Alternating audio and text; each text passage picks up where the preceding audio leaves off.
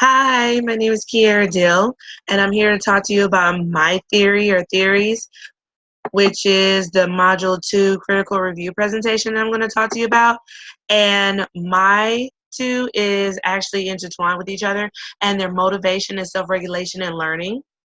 And I'm going to show you why the surprising truth is actually motivating us as a people as well for motivation. So, we're gonna start with the book, which, by the way, is in our books as well.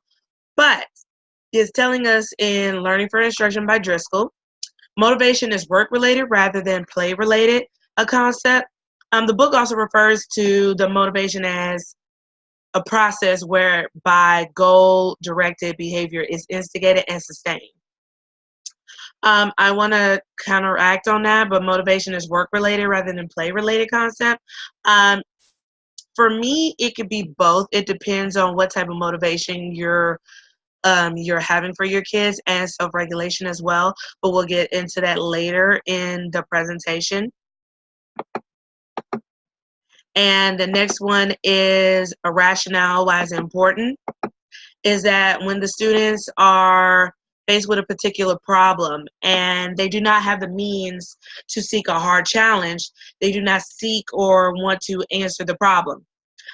Also in the book, it said Dweck and Leggett quoted that the the performance goals foster the explicit belief that the intelligence is fixed. They also believe that type of goal orientation the learners ask of the task is malleable or lower in standard and can be developed. If they fail, then they will take the answer as no if they ask of a task. This theory needs further review. I believe that intelligence is not fixed. I also believe that there are different kinds of things that kids are good at rather than other kids. I believe that kids are good at some things rather than the other. I don't think that intelligence is fixed, meaning that I don't know what that means. If intelligence is fixed, meaning does that mean that they know the same thing? Or does that mean that they all know the same thing, but they're not putting any effort? You see what I'm saying? And I don't know whether they mean those two or anything, but I do know in my classroom, as I'm looking at evaluation in my classroom, I do say that it depends on what type of activity that my kids are doing, that they're actually going to not only self-motivate their self, but to also self-regulate. And some of my kids, they really don't care about if there's positive reinforcement in the classroom. Um, what I used to give my kids is brag tags, and they love to self motivate themselves to where if they get the brag tag, that means that they've done a good job. That means that they have earned this brag tag and that they have earned whatever they're getting in the classroom. Versus you can give a piece of candy for anyone being quiet in the classroom. But if you're getting them something that they've never seen before or never got before, and that type of positive reinforcement and that helps them, then I like to say that that's the type of motivation for my kids as well. I don't want to give them particular candy over and over again. I want to kind of spice it up with them, and they get to have different type of brag tags as well. Whereas they get happy birthday ones, they get if you're good at addition, if you're good at multiplication, if you're good at being a great scientist, if you're good at being a great explorer for social studies, they get to do all these type of things for brag tags, and the more they get, the more that they want. So it depends on what it is. If it's a very hard assignment, most of my kids are not going to do it. But if they think that they can get it and they're being self-motivated by it, and they're self-regulating, say, can I do this? Can I do this? Yes, I know I can do. What can I do to make sure that I get this brag tag and other materials as well? And also, I also got this from the book as well. And this is the definition for self-regulation. And this is what they said. There are people who self-regulate in their learning. Learners who self-regulate set goals for their learning and then attempt to monitor, regulate, and control their cognition, motivation, behavior, guided, and excuse me,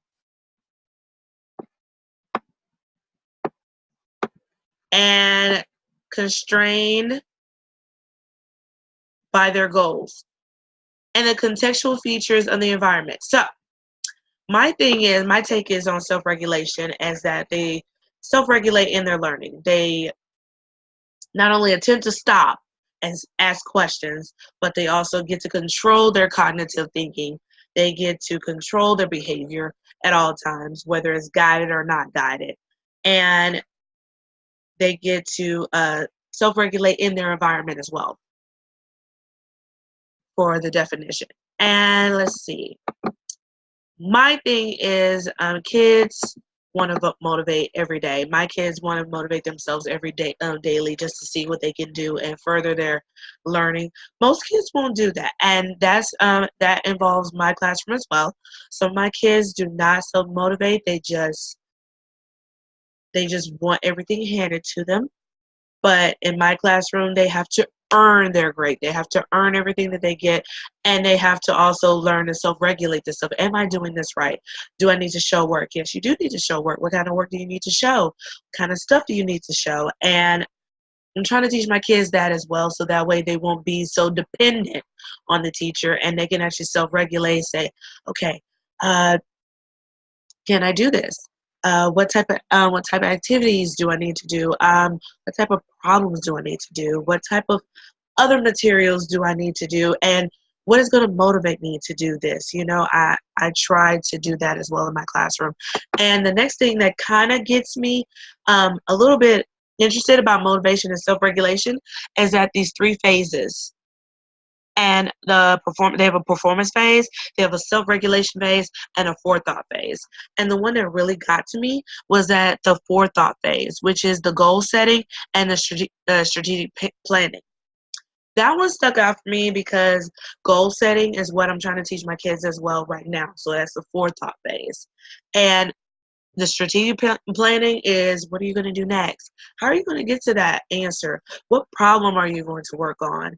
What problems do you need to work on so you can get better at the things that you're struggling with? And that is the thing that I love foremost about these phases. Let's see. The next thing is my critique about this as well is, even though I do agree when it comes to cognitive rewards, kids are not going to be fighting to get the end of the goal as much as it catches their interest. Meaning, they are not going to try this one that's cognitive all the way, that's higher up thinking, versus something that could be in the middle and about their interests. My students grew tired of some of the motivational incentives, meaning candy here and candy there. They're going to get tired of that. My students really did. They got tired of it, and they know that they didn't have to work as hard as they would for a brag tag versus just getting a piece of candy for, like I said before, 10-15 minutes being quiet, or meaning if they do something right for 20 minutes, they get a piece of candy, which they're used to. But I want to make sure that they're engaged. I want to make sure that they understand what they're doing. I want to make sure that they're solving problems. I want to make sure that they not only understand it, but they can verbally say it back to me what they're getting. And if they don't fully, and I also don't fully agree with the self-regulation thing. My students are not going to self-regulate most of the time. And what they've learned in the classroom, they have to have real world experience to understand the learning of what I'm teaching, which is third grade math. If they don't have an understanding as a real world connection, they're basically not going to understand it. That's why when I'm trying to do a 5-minute introduction, I have to make sure it incorporates a real world cognitive understanding to where they know that they're learning, but they don't know that they're learning from a real world connection. And that's what most of my kids are not understanding, but kind of understanding as well. So if you don't have a real world connection with the students, then they're most likely not going to understand it, and they're not going to be motivated to understand it, and they're not going to self-regulate, say, you know what, we just finished fractions. So I try to put a real world understanding on it, meaning pizza or cookies. They understand that. Would they rather share with 2/3 of a cookie, or rather share it with 2/6 of a cookie?